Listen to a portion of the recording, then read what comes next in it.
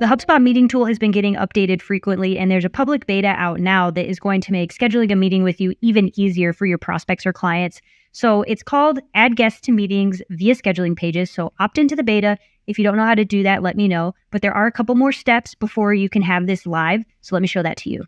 Once you've opted into the beta, what you're going to be able to do is have your prospects have the ability to add other people to meetings that they're scheduling using your scheduling links. But like I said, there's one other thing you need to do after opting in. So I'm going to go into one of my meeting links. You're going to go to scheduling, then you're going to go to form, then you'll scroll down and you'll see here that there's this new option, allow guests. So what this does, it gives you the quick reminder, it gives you the learn more and takes you to the knowledge base. So once you toggle this on, it's going to give people the option to add those extra email addresses to join your meetings. So let me show you what that looks like. So I'm on my scheduling page now. I'll show you what this looks like. I'll select a meeting time. And now when I scroll down, you'll see the option here to add guests. So I'll go ahead and add email address here. Once you add it, it gets verified. You'll click the add button and then I can add up to 10 people. So what this does is it's going to eliminate all that back and forth between reps or agents who are trying to set up meetings with multiple stakeholders.